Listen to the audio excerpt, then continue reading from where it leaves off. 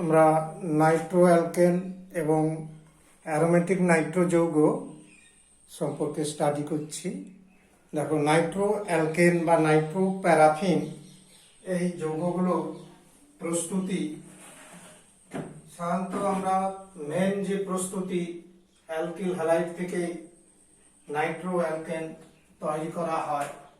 এই রাসায়নিক বিক্রিয়ায় অ্যালকিল হ্যালাইড এবং সোডিয়াম নাইট্রাইট বা পটাশিয়াম নাইট্রাইট কে ডাইমিথাইল ফরমামাইড দ্রাবকে সামান্য ইথার যোগ করে বিক্রিয়া ঘটিয়েই তোমার নাইট্রো অ্যালকেন তৈরি হয়, অর্থাৎ আরএক্স অ্যালকিল হ্যালাইড এবং সোডিয়াম নাইট্রাইট বা পটাশিয়াম নাইট্রাইট ডাইমিথাইল ফরমামাইড DMF সামান্য ইথার সামান্য ইউরিয়া উপস্থিতিতে এটা দ্রাবক ডাইমিথাইল ফরমামাইড দ্রাবক এর উপস্থিতিতে নাইট্রো অ্যালকেন তৈরি করা হয়। এমন যদি এখানে মাথায় রেখো DMF এটা হচ্ছে ডাইমিথাইল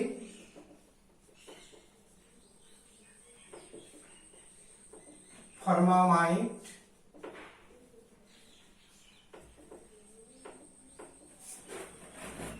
দ্রাবক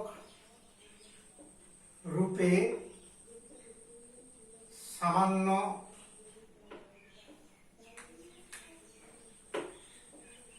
ব্যবহার করলে মানে ব্যবহৃত হলে সামান্য ইউরিয়া যোগ করতে হয়, তবে দ্রাবক রূপে ভালো কাজ করে। ইউরিয়া যোগ করতে হয়, এটা একটু মাথায় রাখার চেষ্টা করো, মনে রাখার চেষ্টা করো। আর যদি তোমার DMSO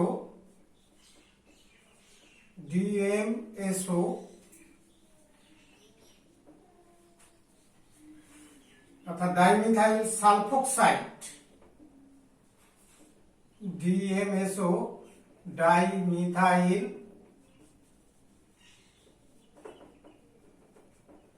সালফোক্সাইড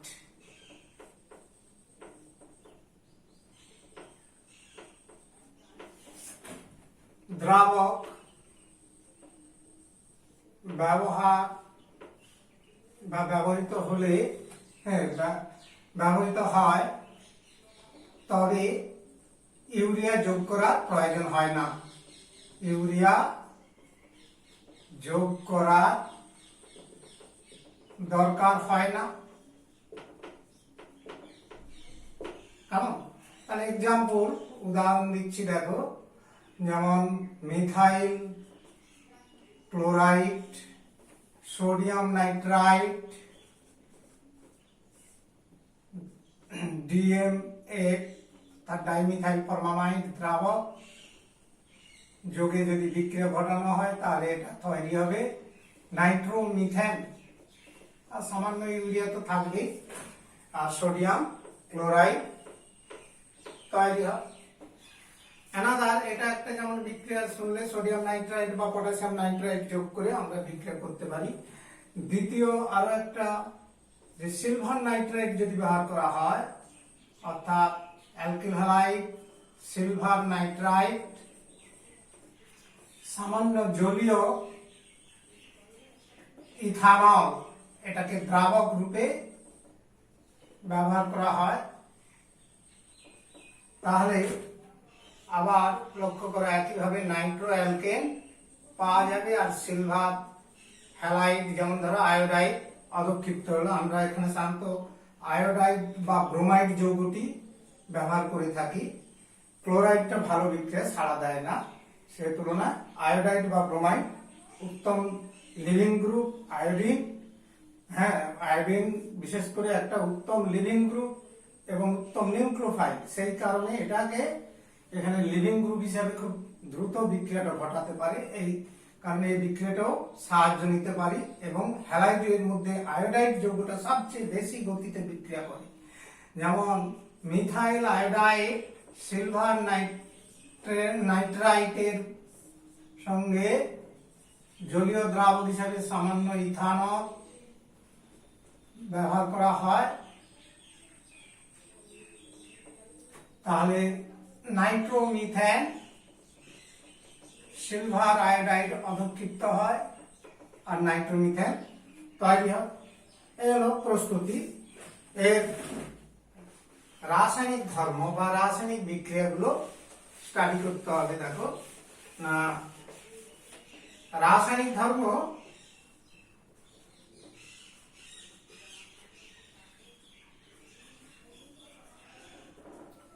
মধ্যে প্রধান ধর্ম হচ্ছে বিজারণ ধর্ম, অর্থাৎ বিজারণ ক্রিয়া। কেমন বিজারণ ধর্ম না বলে বিজারণ বিক্রিয়ায় আমরা বলছি, অর্থাৎ নাইট্রো অ্যালকেনকে বিজারিত করলে হ্যাঁ কি কি রাসায়নিক বিক্রিয়া ঘটতে পারে। বিভিন্ন বিজারক দ্রব্য সাহায্যে আমরা বিক্রিয়া করতে পারি। প্রথমেই দেখো, যদি অ্যাসিড মাধ্যমে বিজারণ করা হয়, আম্লিক মাধ্যমে বিজারণ করলে প্রাইমারি অ্যামিন তৈরি হয়। আম্লিক মাধ্যমে বিজারণ ক্রিয়া, যে নাইট্রো অ্যালকেন, এই নাইট্রো অ্যালকেনকে যদি টিন, জিঙ্ক বা আয়রন, টিন বা জিঙ্ক দস্তা চূর্ণ বা আয়রন চূর্ণ এবং গাঢ় হাইড্রোক্লোরিক অ্যাসিড যোগে যদি বিক্রিয়া ঘটানো হয় তথা আম্লিক মাধ্যমে বিজারণ করা হয়, জায়মান হাইড্রোজেন তৈরি হয়, যাহা নাইট্রো অ্যালকেনটা বিজারিত হয়ে প্রাইমারি অ্যামিন RNH2 এবং ওয়াটার এলিমিনেশন হবে। দুটো অক্সিজেন আছে মানে 2 অণু জল, তাহলে 2 2 4 2 6টা হাইড্রোজেন লাগছে 6 জায়মান হাইড্রোজেন এখান থেকে সাপ্লাই হবে। তাহলে এটা হচ্ছে বিজারণ বিক্রিয়ার একটা খুব গুরুত্বপূর্ণ বিক্রিয়া, অ্যাসিড মাধ্যমে বিজারণ। যেমন নাইট্রোমিথেনকে আমরা যদি টিন, গাঢ় হাইড্রোক্লোরিক অ্যাসিড যোগে বিজারিত করি, তাহলে মিথাইল অ্যামিন এবং জল উৎপন্ন হয়। কেমন, ঠিক আছে? তাহলে এই হচ্ছে আম্লিক মাধ্যমে নাইট্রো অ্যালকেনের বিজারণ। দ্বিতীয়ত, আমরা যে ক্ষারীয় প্রশম মাধ্যমে বিজারণ যদি করি, দ্যাট ইজ প্রশম মাধ্যমে বিজারণ বিক্রিয়া, এটাও করে রাখবে, খুব ইম্পর্টেন্ট। প্রশম মাধ্যমে বিজারণ, প্রশম মাধ্যমে বিজারণ বলতে জিঙ্ক, অ্যামোনিয়াম ক্লোরাইড এবং সামান্য ইথানল দ্রাবকে যদি উত্তপ্ত করা হয়, তাহলে হাইড্রক্সিল অ্যামিন অর্থাৎ এন অ্যালকিল হাইড্রক্সিল অ্যামিন তৈরি হয়। That is Nitro alkane, zinc চূর্ণ এবং অ্যামোনিয়াম ক্লোরাইড দ্রবণ, ইথানল দ্রাবক সহ যদি উত্তপ্ত করা হয়, তাহলে RNHOH অর্থাৎ এন অ্যালকিল হাইড্রক্সিল অ্যামিন যৌগ তৈরি হয়, আর ওয়াটার এলিমিনেশন উপজাত হিসেবে জল উৎপন্ন হয়। এটা হচ্ছে এন অ্যালকিল হাইড্রক্সিল অ্যামিন,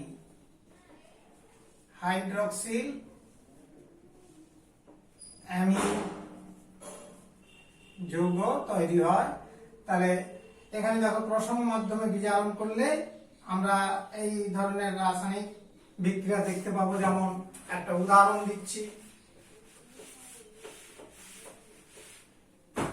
ধরো যে মিথাইল অ্যামিন নাইট্রোমিথেন কে আমরা যদি জিঙ্ক চূর্ণ, অ্যামোনিয়াম ক্লোরাইড তথা প্রশম মাধ্যমে ইথানল C2H5OH ইথাইল অ্যালকোহল এবং তাপ উত্তপ্ত করলে তোমার এটা বিক্রিয়া করে এন মিথাইল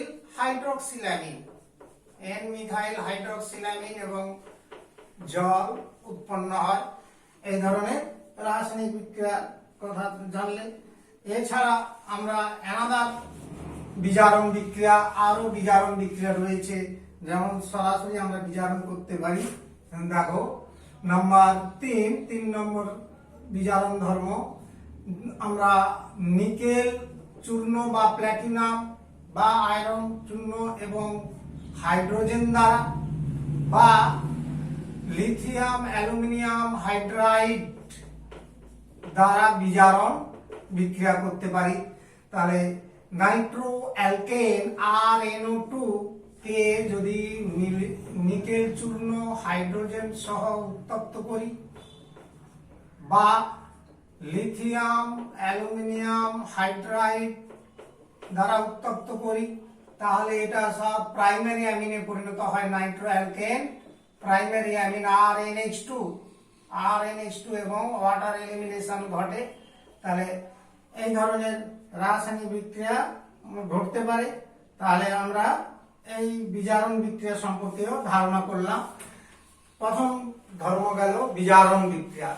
দ্বিতীয় ধর্ম আর্দ্র বিশ্লেষণ। নাইট্রো অ্যালকেনের আর্দ্র বিশ্লেষণ।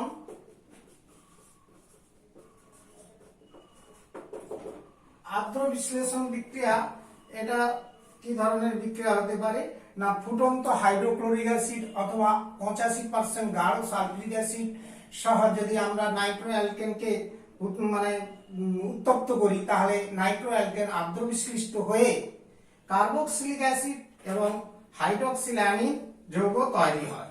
তাহলে কি বললাম, দেখো নাইট্রো অ্যালকেন কে আমরা যদি ফুটন্ত গাঢ় হাইড্রোক্লোরিক অ্যাসিড, নাইট্রো অ্যালকেনকে যদি আমরা আর্দ্র বিশ্লেষণ করি কোন মাধ্যমে না, ফুটন্ত বয়েলিং অবস্থায় গাঢ় হাইড্রোক্লোরিক অ্যাসিড বা 85% ঘন সালফিউরিক অ্যাসিড ফুটন্ত অবস্থায় যদি উত্তপ্ত করে থাকি, তাহলে কিন্তু এটা আর্দ্র বিশ্লিষ্ট হয়ে নাইট্রো অ্যালকেন আর্দ্র বিশ্লিষ্ট হয়ে কার্বক্সিলিক অ্যাসিড এবং হাইড্রক্সিল্যামিন NH2OH, হাইড্রক্সিল্যামিন আর কার্বক্সিলিক অ্যাসিড এই দুটো যৌগে আর্দ্র বিশ্লিষ্ট হয় নাইট্রো অ্যালকেন। তাহলে নাইট্রো অ্যালকেনের আর্দ্র বিশ্লেষণ বিক্রিয়া, it is very very important, মাথায় রাখা চলবে, মাথায় রাখবে। এটা primary Nitro alkane, primary Nitro alkane আর্দ্র বিশ্লিষ্ট হয়ে এই ঘটনা ঘটায়। আর যদি সেকেন্ডারি আমার হচ্ছে নাইট্রো অ্যালকেন আর্দ্র বিশ্লিষ্ট করো, তাহলে কিন্তু কিটোন তৈরি হয়ে যাবে। এই জায়গায় জৈব অ্যাসিডের পরিবর্তে, যেমন ধরো R2 হচ্ছে সেকেন্ড, এটাকে প্রাইমারি হিসাবে যদি আমরা একটু ট্রিট করি, তাহলে আরেকটু দেখাই, সরি, RCH2 এই সংকেতটা হলে প্রাইমারি নাইট্রো অ্যালকেন। অর্থাৎ এই প্রাইমারি নাইট্রো অ্যালকেন তোমার হচ্ছে আর্দ্র বিশ্লিষ্ট হয়ে জৈব অ্যাসিড এবং হাইড্রক্সিল্যামিন তৈরি হয়। কিন্তু সেকেন্ডারি নাইট্রো অ্যালকেন আর্দ্র বিশ্লিষ্ট হলে অনুরূপ ভাবে তাহলে হচ্ছে কিন্তু R2CHNO2, এটা হচ্ছে সেকেন্ডারি নাইট্রো অ্যালকেন। এটা আর্দ্র বিশ্লিষ্ট যদি করা হয় অনুরূপ ঘটনায়, অর্থাৎ ফুটন্ত হাইড্রোক্লোরিক অ্যাসিড দ্রবণে অথবা 80% সালফিউরিক অ্যাসিড দ্রবণে যদি এটাকে আর্দ্র বিশ্লেষণ করা হয়, তাহলে কিন্তু কিটোন তৈরি হয়। জৈব অ্যাসিডের পরিবর্তে কিটোন R2CO, এটা হচ্ছে কিটোন তৈরি হবে। আর নাইট্রাস অক্সাইড এলিমিনেট হয়, নাইট্রাস অক্সাইড। আর এছাড়া ওয়াটার এলিমিনেট, যে জলটা ওখানে সংযোগ করা হয় সেই জলটা আবার বেরিয়ে চলে আসে। তাহলে সেকেন্ডারি নাইট্রো অ্যালকেনের ক্ষেত্রে এটা জলটা অলরেডি বাদ দিয়ে দিলাম, যেহেতু জলটা এলিমিনেট হয়। তাহলে এটা হচ্ছে সেকেন্ডারি নাইট্রো অ্যালকেন তৈরি হয়, সেকেন্ডারি নাইট্রো অ্যালকেনের আর্দ্র বিশ্লেষণে কিটোন তৈরি হয় এবং হচ্ছে যাকে বলে আমার নাইট্রাস অক্সাইড আর ওয়াটার এলিমিনেট হয়। দ্যাট ইজ, এটাকে বলা হচ্ছে সেকেন্ডারি নাইট্রো অ্যালকেন। আর টারসিয়ারি নাইট্রো অ্যালকেন আর্দ্র বিশ্লিষ্ট হয় না। টারসিয়ারি নাইট্রো অ্যালকেন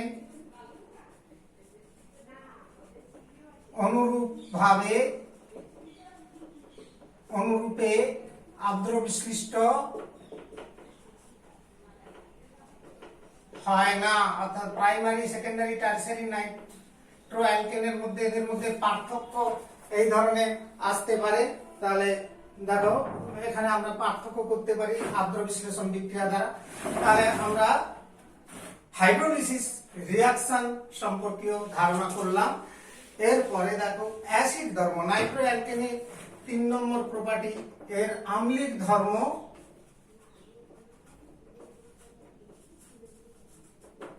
না, যেসব নাইট্রো অ্যালকেনে আলফা হাইড্রোজেন আছে, যেমন প্রাইমারি নাইট্রো অ্যালকেন এবং সেকেন্ডারি নাইট্রো অ্যালকেনে আলফা হাইড্রোজেন থাকে, তারা টটোমারিক পরিবর্তন ঘটায়, অর্থাৎ একটা সাম্যাবস্থা অস্থায়ী রূপান্তর ঘটে থাকে। সেই টটোমারিক পরিবর্তনের মধ্যে যে অ্যাসিড রূপটা থাকে সেটির মধ্যে আম্লিক ধর্ম প্রকাশ পায়, অর্থাৎ সেটি ক্ষারের সাথে, তীব্র ক্ষারের সাথে বিক্রিয়া করে তোমার হচ্ছে লবণ গঠন করতে পারে। তো সেই কারণে এটার মধ্যে অ্যাসিড ধর্ম রয়েছে নাইট্রো অ্যালকেনের, যাদের আলফা হাইড্রোজেন আছে। তার মানে প্রাইমারি এবং সেকেন্ডারি নাইট্রো অ্যালকেনে আলফা হাইড্রোজেন থাকে, কিন্তু টারসিয়ারি নাইট্রো অ্যালকেনে আলফা হাইড্রোজেন থাকে না। সেই জন্য টারসিয়ারি নাইট্রো অ্যালকেন আমার হচ্ছে আম্লিক ধর্ম প্রকাশ করতে পারে না। তাহলে যে কথাটা বললাম যে যেসব নাইট্রো অ্যালকেনে আলফা হাইড্রোজেন উপস্থিত, যেসব নাইট্রো অ্যালকেনে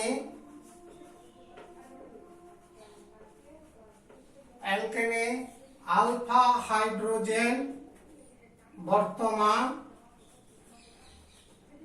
তথা অর্থাৎ প্রাইমারি এবং সেকেন্ডারি নাইট্রো অ্যালকেন, প্রাইমারি এবং সেকেন্ডারি নাইট্রো অ্যালকেন এইগুলোতে আলফা হাইড্রোজেন আছে, টারসিয়ারিতে নেই। তাহলে নাইট্রো অ্যালকেন টটোমারিজম দেখা যায়, অর্থাৎ টটোমারিক পরিবর্তন দেখা যায়। এদের দুটি টটোমার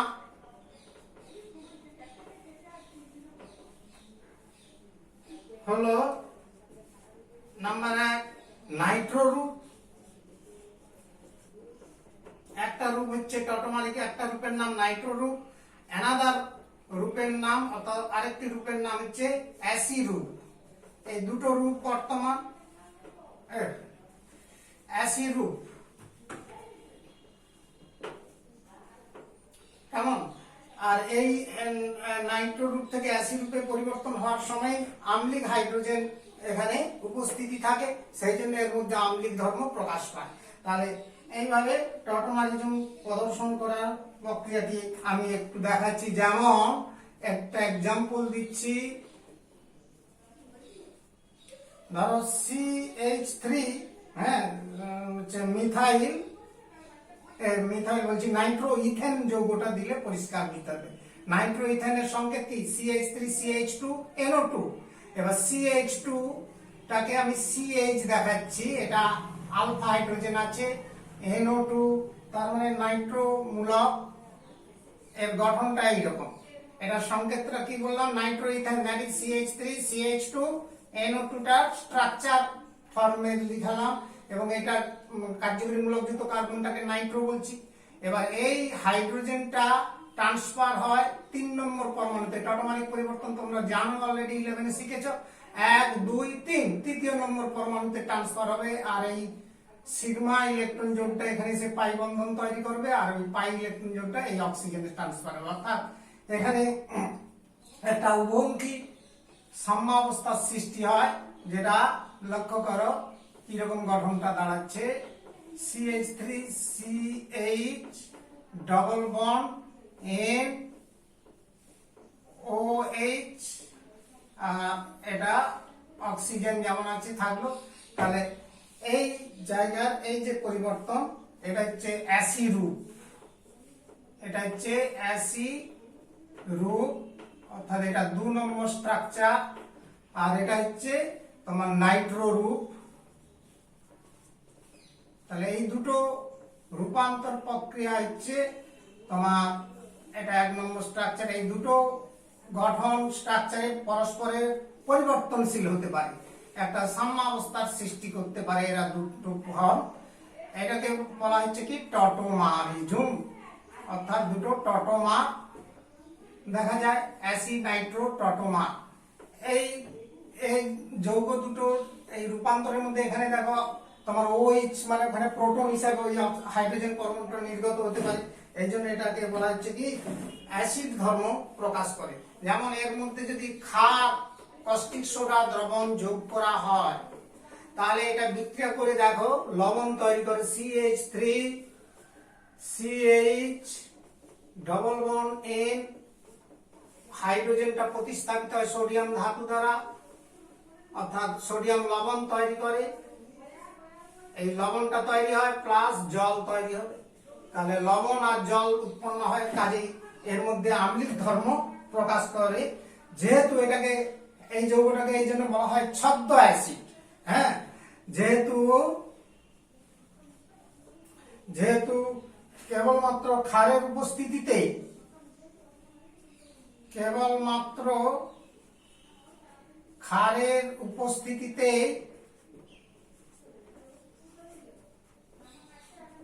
উপস্থিতিতে হ্যাঁ হচ্ছে নাইট্রো যৌগ অ্যাসিডের মতো আচরণ করে। এখানটা লেখাটা জড়িয়ে যাচ্ছে, আমি একটু পরিষ্কার করে লিখে দিচ্ছি। যেহেতু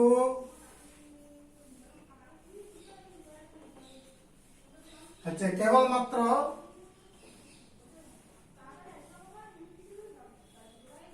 বারবার ডিস্টার্ব হচ্ছে, আলোটা চলে গেল, লাইটটা।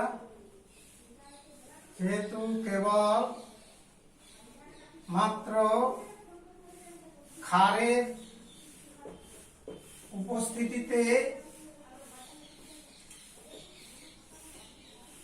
উপস্থিতিতে নাইট্রো অ্যালকেন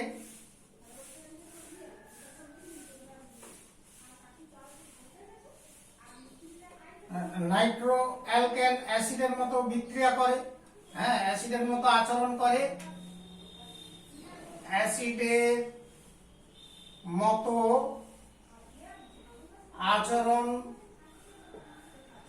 করে, তাই একে ছদ্ম অ্যাসিড বলে। তাই একে ছদ্ম অ্যাসিড, সিউডো অ্যাসিড, ছদ্ম অ্যাসিড বলা হয়। তাহলে এই হলো নাইট্রো অ্যালকেন সম্পর্কীয় স্টাডি। এরপরে আমরা অ্যারোমেটিক নাইট্রো যৌগে প্রবেশ করব।